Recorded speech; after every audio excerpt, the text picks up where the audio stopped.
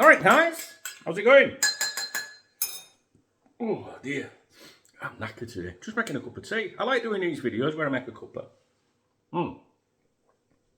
Yorkshire tea biscuit brew. Oh, it's amazing. So, yesterday's video went down very well. The feedback was very good. It was nice to have so many nice comments. If you stumbled on my channel, for the first time yesterday, you might have thought that I was defending what you guys call top reds. I'm not at all. I don't agree with them people on the ownership situation, for example. What I was trying to do was defend everybody's right to have an opinion, and if you're one of those people that support, Middle East takeover, FSG out, that kind of thing, and you're being hated on by people from that side, I was trying to point out that they get hate as well. You know what I mean? So, but I just, out of transparency, I want to make it very clear. I don't hate the owners. I'm not FSG out, if you like. I'd rather the left. But I said all this right at the beginning. When I was in Boston, I came back from Boston when they bought the club, and what did I tell you? The people there said they will manage your expectations. John Henry's ruthless. Don't be fooled. They said that they would make Liverpool soccer club, as good as they possibly could, but they would manage your expectations. And it just didn't sound very good from speaking to people, including, their chauffeurs. Do you remember the videos I did secretly, and all that? Well, I don't know, I'd probably get arrested for that these days, doing stuff like that. But I've been opposed to this ownership since before it even started, if you like, really, right at the very beginning. So I've been consistent with that. And I still opposed it when we've been successful, because I put that down to Jurgen Klopp. And I think any other manager under these people, I'm not really sure that it would have worked, to be honest with you. So they're so lucky. But even so, I don't hate them. But I'd like to see them move on. I really would. I don't think that we're going to be the force that we'd like to be under their ownership. So I am, in support of a change of ownership. And I do support Middle East ownership because I think these people are passionate about football. I think the real football people. It's not just about money. It really isn't, guys. I just think they're the kind of people that I would like to own my club. And, we can go down the route of politics and all that, but I would just, I think there's a lot of hypocrisy surrounding our views of, Western views of that region. And I did address that in yesterday's video, so we don't need to go over it. But I do think a lot of these so-called top reds that you guys deem them are quite, hypocritical at times, really. And someone, was saying to me yesterday, and made a good point about some of the existing sponsorship and marketing arrangements that our club currently has with companies with controversial ties, links to other regions of the world and things like that. But no one's, deployed and campaigned about that kind of thing. So you can go on forever. It's a shame that politics comes into it all, but Liverpool Football Club, traditionally, very socialist club. But, we're talking about back in the day, and times have changed. It's very romantic talking about Shanks and talking about how it used to be. And I'm sure football in the 60s was amazing. I wasn't around, so don't start. I was born in 1974, so I didn't see any of that. But I've learnt a lot from it, and but Shanks isn't around anymore. I wish he was, and I wish that mentality was. I wish the game that I supported in the 80s was, but it's not. And it is sad, and it's romantic, but times have changed, People say, not people, those groups say, well, if we sell to the Middle East, we're selling the soul of the club. I would argue that the soul of the club was sold or lost when David Moores left, because when David Moores left, that's your old school chairman, a real Liverpool fan, football fan. He went, the boot room's gone, promoting from within's gone, the cop's gone, it's still there, but what I mean is it's not what it was. Everything's gone, to that period, if you like, of the 60s. The only thing that hasn't gone is the mentality of some people that support the club. And maybe it's time that they were gone too. I don't mean that in a cunning, evil way. I mean, gone as in like change. Like I just don't think it's relevant anymore. I don't know. I don't want to upset anyone, but at the same time, debate, which is what this is, it's just debate. Sometimes you've got to say what you feel, and I don't mean to upset or offend anyone. Equally, I don't give a fuck who are. So I'm trying not to swear because YouTube keeps telling me off. Yesterday's video got flagged by YouTube straight away for swearing throughout the majority of the video, which was just not true. But I think I've appealed and had it reversed now. We'll see. I'm sure this will get flagged as well. So I was asked specifically multiple times over the last few. I've got my tablet today because I want to refer to a couple of statements, and I would rather get them exactly right than say they said this and said that. If you're a long-term watcher of my content or a follower of my website, I'm very, very, very specific with words, because a lot of people are told things or hear things and then repeat them, and they just change it a little bit, and it can make all the difference. Okay. So I've got the tablet, so I can read a few things to you. If you are visiting my channel for the first time, because I know some of you did yesterday because you said so in the comments, I'm very grateful to have you here, honestly, especially if you've got the attention span that you can listen to me, because I talk for a long time. Very grateful. I love new people coming here and that. But just to be clear, these videos that I make are specifically really aimed at the people that have supported me and my journey with my website since the 90s, have become my friends, people that support the podcast, the YouTube channel, members on the members website, which all these people make it possible for me to do this. This is my job. It's a job, believe it or not. It pays the bills, just. But I'm not trying to grow a YouTube channel. I'm not trying to be controversial. I'm not claiming to be someone or something, or that I know everything that's happening. I probably know more than the average fan, but I don't want to put myself in the ITK bracket because I'm a fully grown man. I'm an adult, and I just think that's for kids. And my point is, I'm not trying to grow the channel. This is an extension of my work. And people have been contacting me over the last few days to say, what's your opinion on that Spirit of Shankly statement that came out the other day? And that's why I'm making this video, because I didn't really address it yesterday. And in the video yesterday, I think it was titled FSG in, FSG out, nobody speaks for me. And I think a lot of people thought that's what it was going to be about. But really that video was about, well, don't put me in that group with the out of town fans that are maybe a bit mental. And please don't put me in the group with a particular type of local. I'm not in a group, so to speak. That's why I said nobody speaks for me. So the question is, does Spirit of Shankly speak for me? No, they don't speak for me, obviously, because that's what yesterday's video touched on. I've been a member of Spirit of Shankly twice. I may still be a member of Spirit of Shankly. I can't remember. I joined twice, once during the George Gillette and Tom Hicks days, because I thought at the time it was good to have like a huge amount of collective support, not support, just collective. The more people you have in life, the more you listen to, I think. Excuse me, my tea's repeating on me. And I joined them again during the European Super League drama. Again, I thought these guys will, they'll get stuck in. Now, I have a terrible memory, right? I genuinely do. And I can't remember when the European Super League drama was. So if it was more than a year ago, which it must be coming up to that, if it hasn't, I think it's more than a year, then I assume I'm not a member of Spirit of Shankly anymore. I don't know. I have no idea.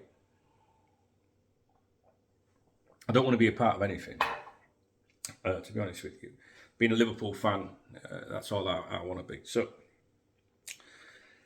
I was asked about Spirit of Shankly, and I posted on the KopTalk members website today. The link is in the video description below. If you want to support me, I'll give you a shout on here. It's a big way of supporting me. It's the best way of supporting me. We have a YouTube membership on here as well. But the VIP membership on the members website, it's been there for a long, long time. And, well, I don't want to make it sound like I'm pimping that out, but it's a good place to be, and it's a lot better than social media. And I put a long post on there today. I don't know if you can, well, I don't know. It's a very long post, and that's all about Spirit of Shankly, because someone said yesterday, please, can you put it in text and don't just do a video, because I don't have time to watch the videos. So that if you're a KopTalk VIP member, please do go and read that. I'm not going to attempt to read any of that to you. I don't think I need to. So we should maybe stick with this joint statement, which is what the video is supposed to be about. Now, going further back to November, Liverpool fan group Spirit of Shankly contacts FSG with key demand over club sale. Now, at the time, I spat my coffee out in laughter at that, because I just think it's very naive. Like, you often get these owners of football clubs saying, I will consult with the fans. Well, you can come in, you can have a seat at the table and we'll talk to you and that. Listen, right? If I'm a multi-millionaire or billionaire, right, and I own an asset, I'm going to tell you everything that you want to hear, but ultimately at the end of the day, I'm going to do what I want, regardless of your demands, right? So, when Spirit of Shankly wrote to the club, wanting clarification of the situation, and saying that they expect to be part of any consultation process if new owners are on the agenda at Anfield, I just found that very funny. And purely because I just thought, like, they're not going to ask for your permission. I just don't get it. I don't get it, all right? It made me laugh at the time. And I'm sure they mean well and everything, but I don't know. Anyway, so the statement that they put out, January 25th, Reds join forces to call for government action on club ownership. And it says Manchester United and Liverpool supporters unite to call on football white paper to strengthen club ownership rules. The Manchester United Supporters Trust and Spirit of Shankly today join forces to call for the forthcoming government white paper on football to strengthen the rules around who can own and run football clubs in England. With the white paper set to announce the creation of an independent regulator of English football, which will govern this issue in future, the government needs to put in place stronger rules that can take effect more quickly before the IREF is established. Of particular importance will be the scope and content of the strengthened owners and directors test, through which the probity and integrity of potential new owners would be assessed as suitable custodians, the new standards of corporate governance that they would subsequently be compelled to operate under, and the requirements for supporters to have significant input into how their clubs are run. In a joint statement, right, by MUST CEO, Chief Executive of Supporters Trust, love it, Duncan, great name, Duncan Drasdo, I like that, man, he sounds cool, doesn't he? Drasdo, my name is, it just sounds Russian. Am I allowed to say? I don't think I can even joke about. Oh no one cares about Russians at the moment because of the war, Ukraine. I like Russia. I like everyone, right? An SOS chair, Joe Blott, said, right. So this is the joint statement by these two groups. By common consent, our clubs are the biggest in English football, and with a combined worldwide fan base of over 200 million people, they are widely recognised global institutions. In fact, perhaps two of the most well-known British institutions worldwide. That global profile will likely attract many potential bidders, including some whose primary motivations may not respect either the cultural heritage of our clubs or the values and interests of supporters. We think that should be a matter of importance to the government, just as the government would not allow our most important cultural or heritage assets to fall into unfit or improper hands. It should not allow our football clubs to do so either. We welcome the plans for an independent regulator tasked with developing stronger rules around football club ownership, but there is a danger it will come too late for the country's two biggest and most successful clubs. Manchester United and Liverpool fans are the most fierce rivals. If we can come together with common cause, then we believe the government can work out a way to ensure its intended IREF and stronger ownership rules can be introduced quickly enough to safeguard the future of our two clubs. So, I've seen that statement discussed all over the place in the last few days on the old interwebs.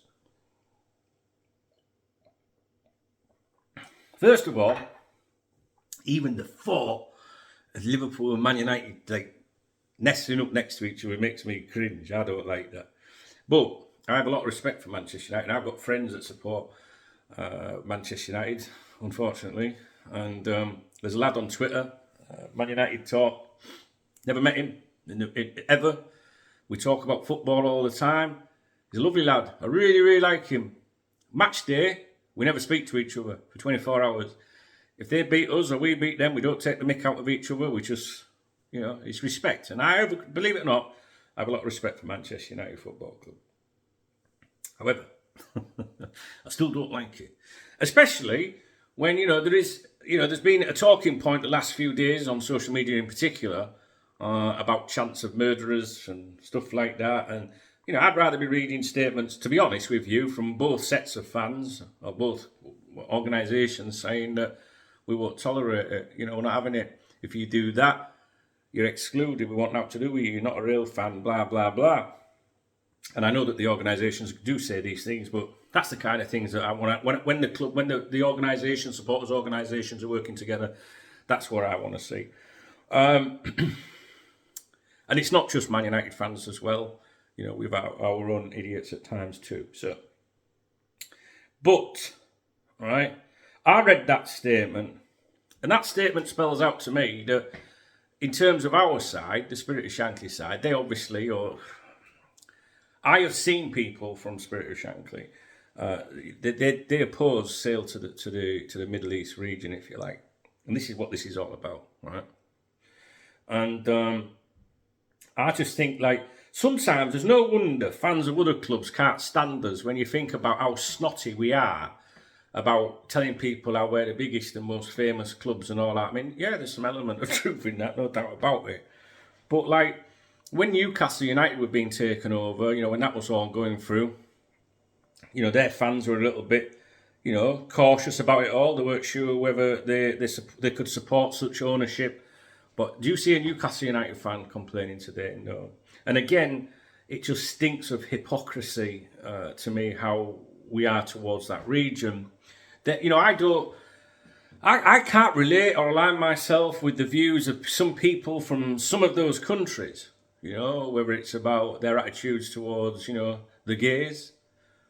You know what I'm saying? I mean, I'm not gay. My boyfriend is, but I'm not. I'll try anything once. You know what I'm saying?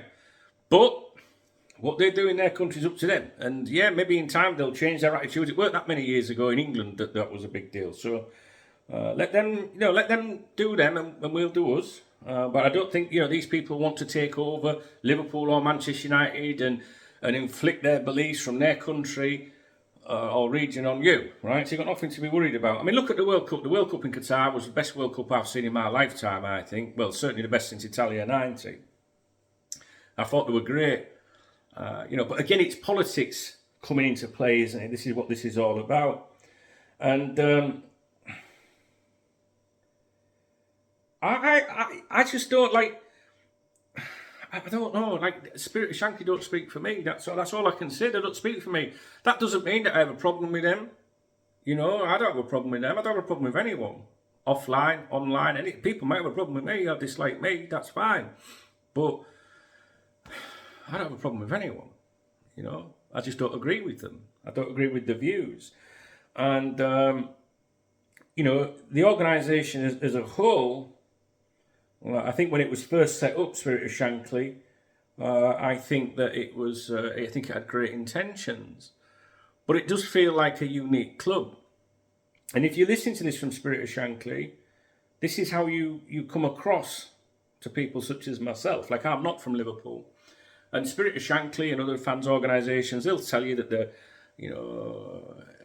international representation and things like that. But at the end of the day, I don't really think it is like that. I think that these groups tend to immobilise very, very quickly when it's an issue that affects them, specifically in their pocket. You know what I'm saying? Like ticket prices and things like that.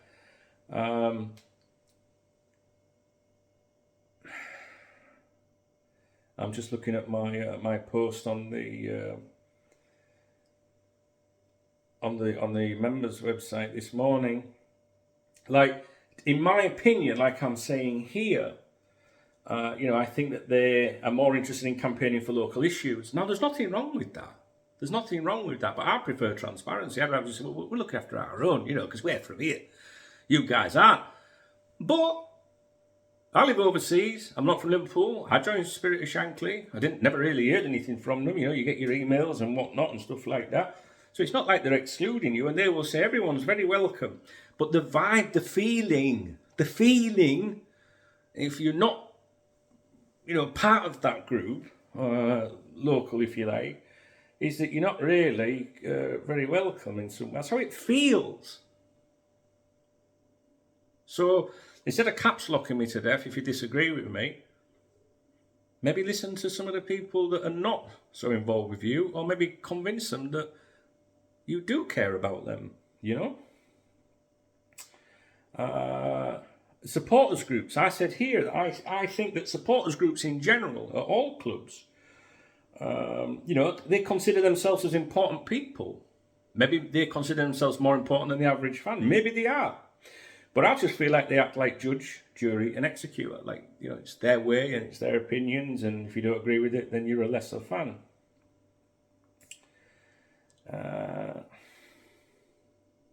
Now, I do feel that some organisations and some groups, I'm not talking about Spirit of Shankly with this one, to be honest with you.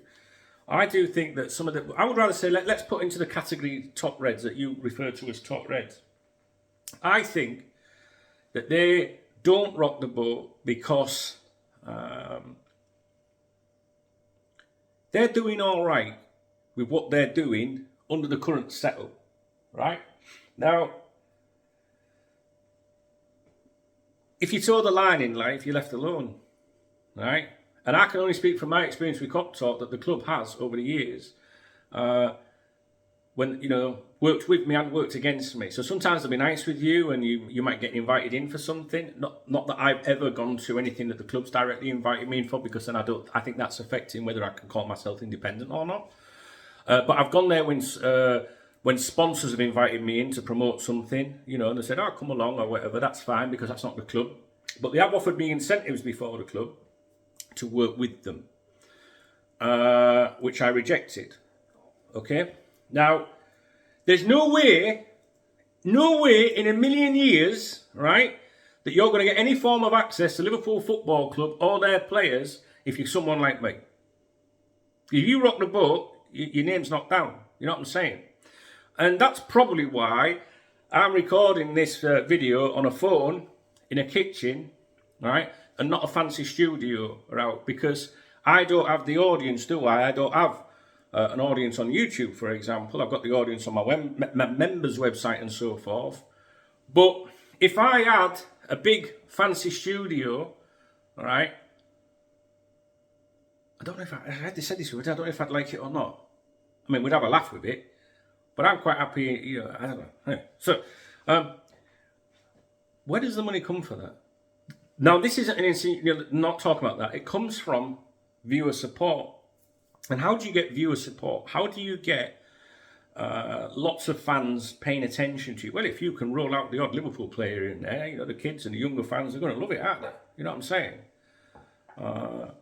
So the more access you've got, if you're a content creator, the more you're going to benefit revenue-wise, all right? Whether that's through subscriptions to podcasts, YouTube channels or whatever, that's just reality. Now, I'm not saying then that that's purely for commercial reasons why they toe the line. Like maybe, I'm not saying they're benefiting from it in their own pocket. Maybe they're doing that and investing every single penny back into what they do because they want to provide the best content for you. The point I'm trying to make is,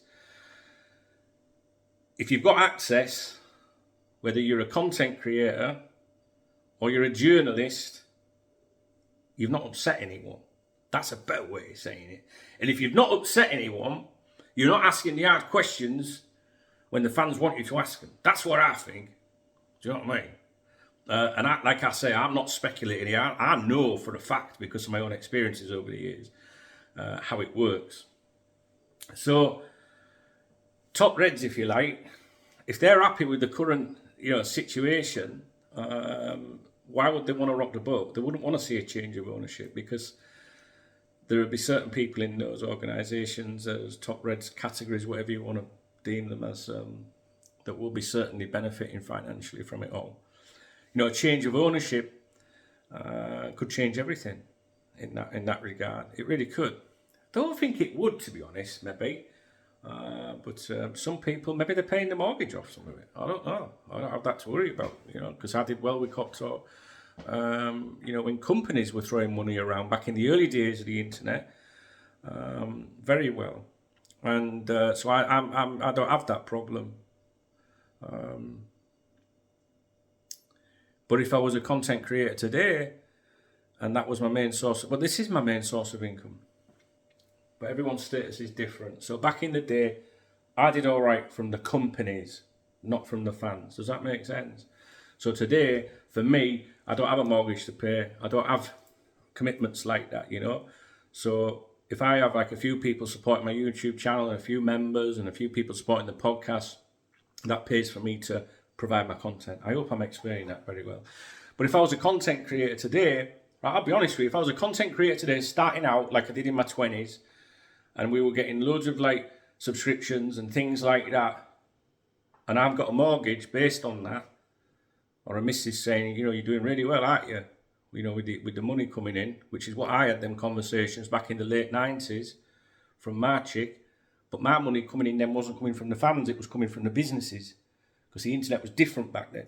So big publishers and big companies like Future Publishing, for example, in England, were throwing tens and tens and tens of thousands at me. It's very different today.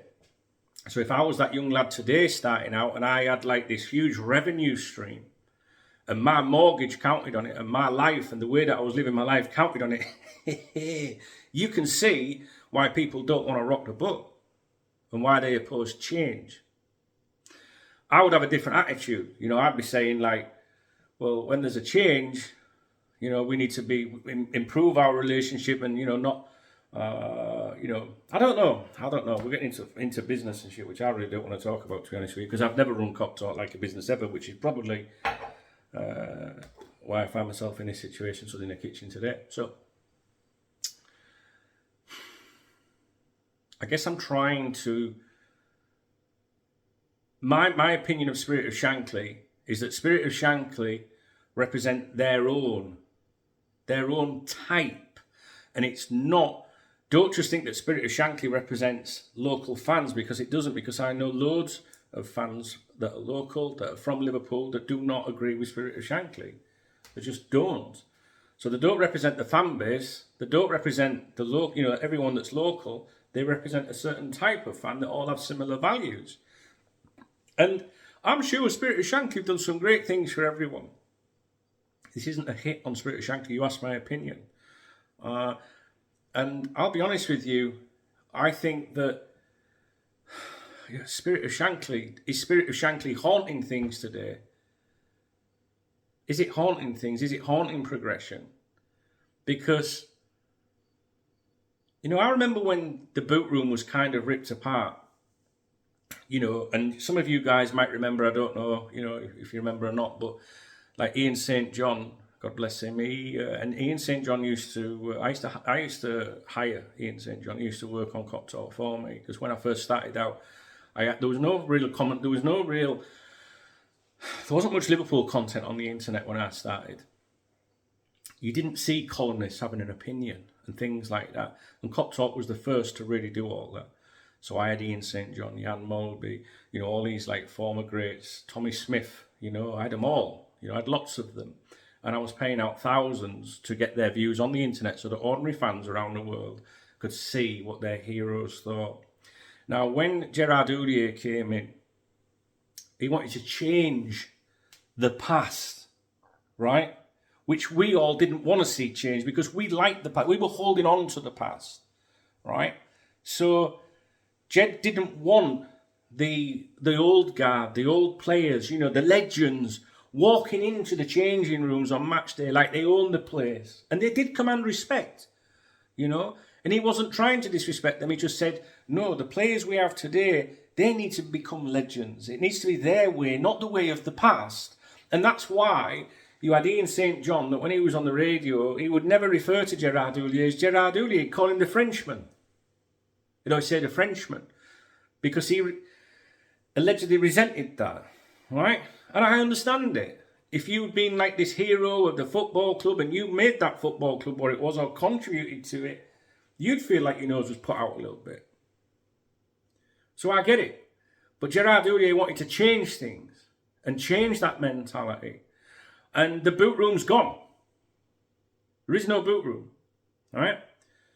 And to me, at the time, that was horrific. I was like, what? What are you talking about? This is what Liverpool's all about. This is what makes us special. Right? But we progressed from that, didn't we? We now have, managers and coaches and even owners and from all over the world, and they're in the dugout now based on, the quality or whoever they are. Like Jurgen Klopp's there because of the success he had prior to Liverpool. Same with Rafa, blah, blah, blah. Right? No more promoting from within kind of thing, really, anymore, because that's how the boot room operated. But that's gone. And it didn't do any harm, did it? It was called modernisation. Just changing the way you think. And that's what Gerard Houllier tried to do. And he fought massive resistance, from the old guard. And I know that because I used to attend functions invited by some of the old guard, right? And if you're thinking, why aren't I invited now? Because they're not around anymore, the ones that used to invite me, God bless them. And I picked up a lot of knowledge, The tea's gone cold. So, is it time now to move on from the fan old guard? Is it time? You tell me. You've got every right to put what you want in the comments. If you're nasty, right, or run your mouth, you'll be blocked and gone, and you'll be talking to yourself forever because your comments never appear to anyone but yourself. But if you can conduct yourself, like a good human being and just have conversation, that's all we're about here. We don't hate anybody, not on this channel, at all. But is it time for that old mentality in the fans to go now? So they've done it with the boot room and the players. Is that the little bit holding us back a little bit? There should always be supporters' representation, in my opinion, but it needs to be inclusive of everyone and not just where you're from. And I know these organisations will say, hang on a minute, we've got, Dave from where is it and Sandra from... All right, great. But that's not how it feels. That's not how it feels to people. And you've only got to read the comments on social media the last few days alone to see what people think of Spirit of Shankly. People, not me, other people. And trust me, they're very, very firm with the words.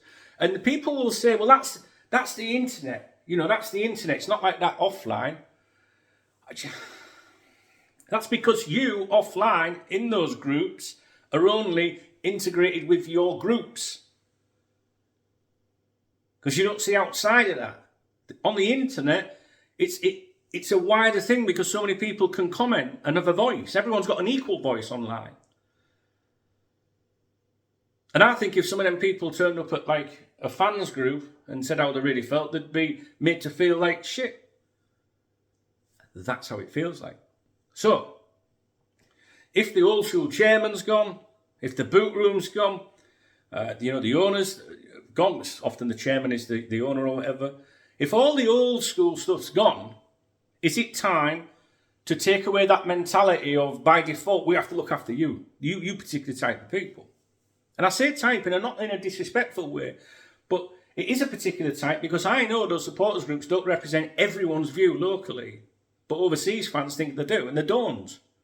They don't. It's a particular type. Maybe they're more passionate than your ordinary red.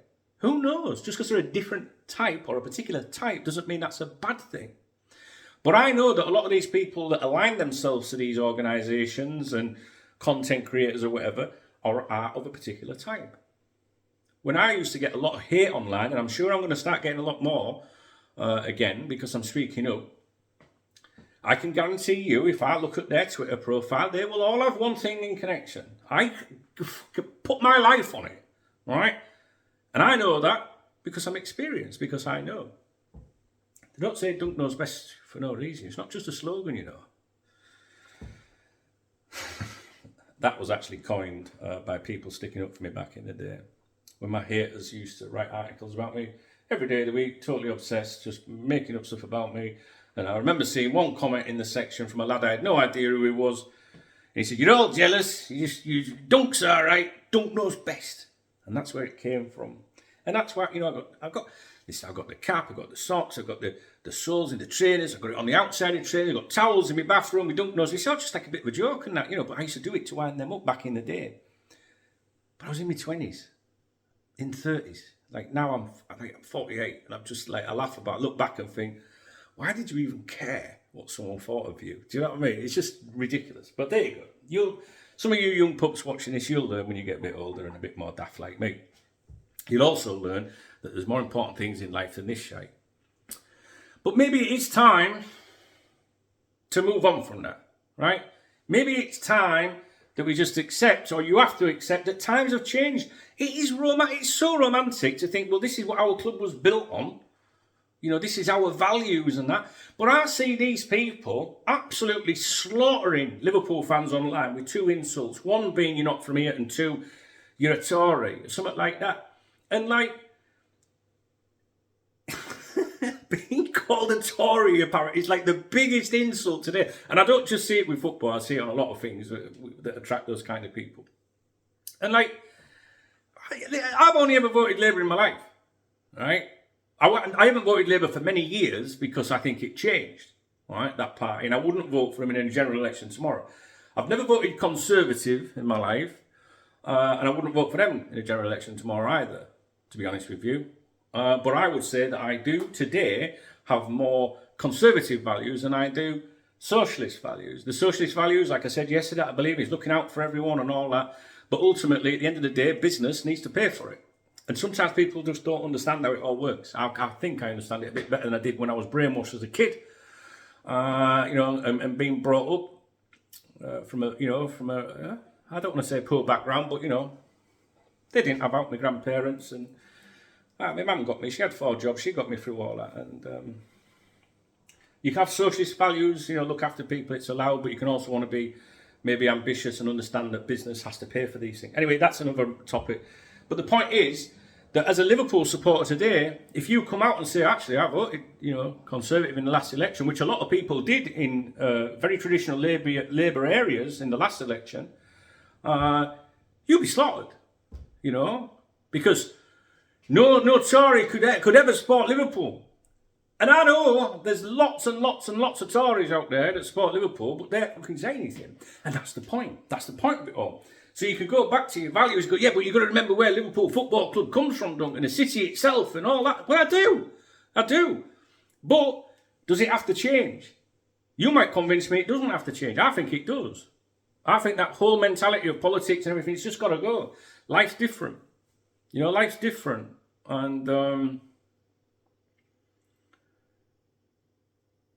I personally would love to see a supporters group like Spirit of Shankly remain as the, a really good, loyal user-based fan base, not user-based, user-base is a term I would use a lot online, fan base that, did look out for everyone and did try, to keep that Spirit of Shankly going and tradition and all. We love all that.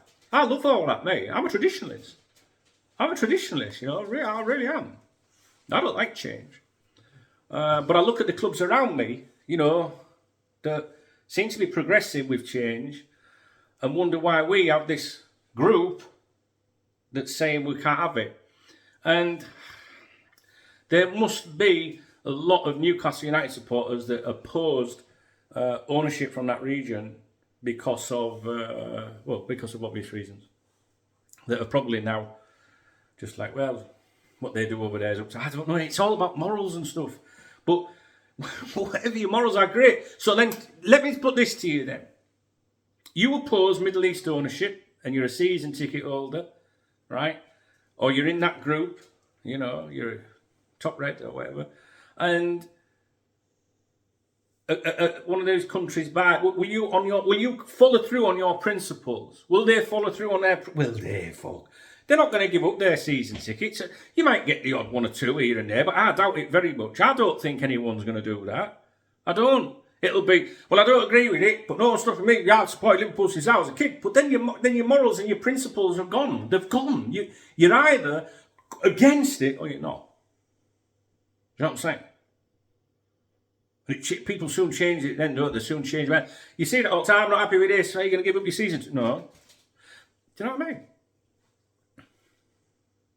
If you're principled, you're principled. There's no part-time principle. There's no half in, half out. Every single one of those people, right, that is giving you a hard time, I'm talking about individuals where you've interacted with someone that's giving you a hard time, and there may be a representative of somebody's content creating, whether the YouTube channels, podcasts, supporters groups, or whatever, someone that you know, and they're telling you that you're bad for that opinion, this opinion, they oppose it and all that. Just if we are eventually sold to the Middle East, just remember to ask us, are you going then? Are you going to games, It's more than you do. You're not a real fan because you live over there. You know what I mean? You can't judge me. So listen, get it out of your head that Spirit of Shankly represents all fans and Spirit of Shankly just represents locals who Sador. And I'm not hating on Spirit of Shankly. You ask me my opinion, I'm telling you. Don't mean it's right, does it? Could be wrong. Spirit of Shankly might surprise me and they might come out and say something. I just think it's funny how they've come out with this statement at the moment. People are saying, the United with Manchester United supporters going to a conservative government, right? Which is they're saying is hypocritical. Like that Spirit of Shankly are wanting to speak with the government. I'm not being funny, but they haven't really got any choice because it is a conservative government, right? So I can't give you that one. All right, they haven't got no choice. Whoever's in power, it don't mean that they support their policies or whatever. Come on, guys, that's clutching if you're having to use that against them, Let's be honest, the next government in England is very much likely to be a Labour government, right? So I won't worry yourself too much about stuff like, well, I don't think honestly, Labour, Conservative, it's terrible. A lot of them, terrible. Absolute terrible. Anyway, so can we conclude? Is there anything else I need to say? My view is this. All right, my view is this.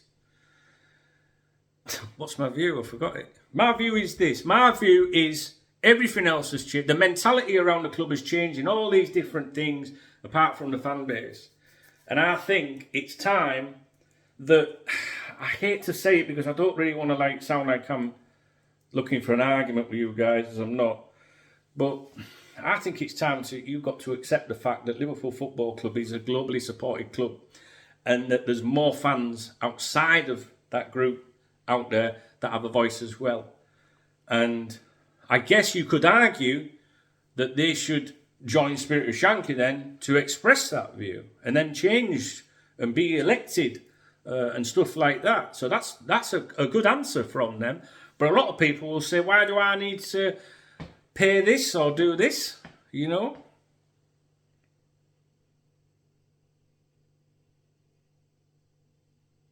Times are changing. And you're going to be held back if we don't drop the nostalgia and the romance and that. And guys, listen, this is what I'm saying specifically to Spirit of Shankly right now. I agree. I would love it to be like it was. I would love it to be like it was. I really, really would. I hate change. I can't even stand the top flight game today. My views have changed. My priorities have changed. I gave up my season tickets. My season tickets were given to me by Peter Robinson. I had them since the 90s. But I don't agree with the way the game goes. That's principle. I don't agree with the way that the game has gone. So it would be hypocritical of me to continue going to that. I live overseas, right? Admittedly. So I can't get to the games as easy as I once did. But no one gives up a season ticket. I could have given that season ticket to a friend. Or, let someone use it at face value or whatever. But I didn't. I didn't do that. Because even if I lived there now, I'd love to go to the football. But I don't support the game that it is today. I get more enjoyment watching my grandson playing for Scarborough, for the under-6s, under-7s or whatever they are. And seeing his, the football down the divisions. Because nobody cares in the top flight anymore. The owners don't care about you, wherever they're from. The footballers don't care about you. You might have one or two, maybe. If that. You know, you do get honourable managers like Klopp and Gerard Houllier and Rafa Benitez that care about you. I genuinely do believe that. But the game doesn't care about you. That's why you're complaining about going to fixtures in the morning. But you're all that, like, but you'll still go because you've got no choice.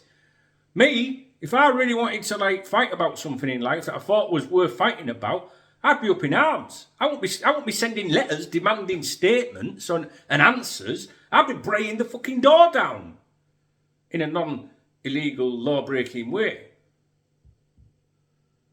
The game doesn't care about you. The game doesn't care that you're local. The game doesn't care that your granddad stood on the cot. The game doesn't care that what your values are. The game doesn't care. Nobody cares about you or me. Nobody. They just don't.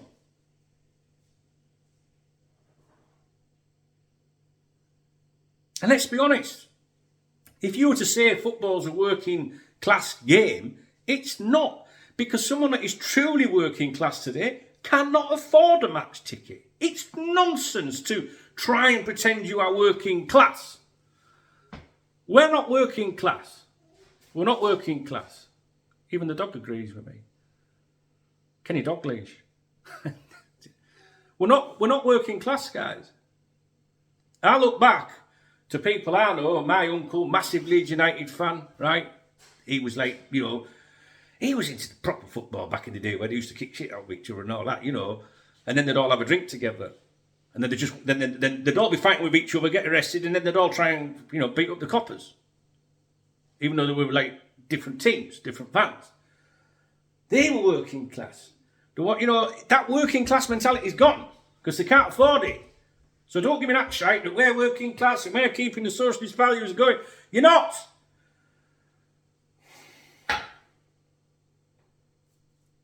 If you can afford a match ticket, you're doing all right because they're not cheap, right? I'm not saying that, you know, you've got loads of money and that's maybe a priority, great, but let's not pretend that we're all working class anymore because we're fucking not. Nobody cares about you. Nobody cares about you. And I hate to sound like I'm being aggressive or anti-SOS or anti-supporters group or anti-talk. I ain't got the energy to argue over this. I'm voicing my opinions and you can take them on board or not. And if you want to say what the fuck does it matter what you think, then that's fine. But there's a lot of people that want to listen to what I think. Instead of slamming people like me down, saying, what's it got to do with you? Well, I can assure you there's millions of people out there that feel like I do. Well, maybe not millions. Thousands, hundreds of thousands, tens of thousands, I don't know. A lot. And that's the way they feel. And you might rightly want to protect those values and whatnot. And you should. You should protect those values. I agree with that. I'd be doing that if it was my hometown or whatnot. But it's the manner in which you conduct it. Assuming that everybody supports your demands for the owners to tell you this and we demand this and we demand that. I don't know. I like what they're doing. I like the romance of it all. But there's a part of me that just says, it's dead. It's gone. It's gone. And it's the final thing holding us back, in my opinion. And I don't know what the answer is. I don't know what the answer is. The answer is, it would be good if someone bought the club and instead of trying to kiss everyone's ass, said, we're going to buy the club and we're going to run it the way we want to run it. And we respect you, but we also respect you. But don't be making demands on us, right? Because you can turn around and say, well, then we'll protest and we won't go to the games because you protest when it matters, right? So I always laugh at that because I always think for everyone that threatens to give up a season ticket, there's someone that don't give a fuck that will take it off you. Do you know what I mean? So it's like when people say there is no football without the fans. Yeah, there is. There is, because when I say without the fans, like the match day going fans, you know, the ones that are like better than all of us and that. Do you know, I used to go to every home game, most away games, if I could get a ticket or whatever, or if I could be bothered to go, because it would depend where the game was. Bothered to, that's right, yeah, because I was have lives and kids and that. And I go to the reserve games as well. And I never once, in that time, even as a shareholder of Liverpool Football Club, even with the website or anything, ever thought that I was some sort of super fan or better than anyone else. And that's why what I said on the members' website today was, even if there's one guy that's got an opinion about Liverpool, right, and 99 people have got a different opinion to him, I'll still defend that one guy's right to have his opinion, rather than shut him out or exclude him or tell him he's not good enough. Football manages quite well with the broadcasting money. They're not really bothered about who's in the stadium. They just try to keep you happy. And there are many ways of keeping people happy. And if you toe the line, everyone's happy. Just saying.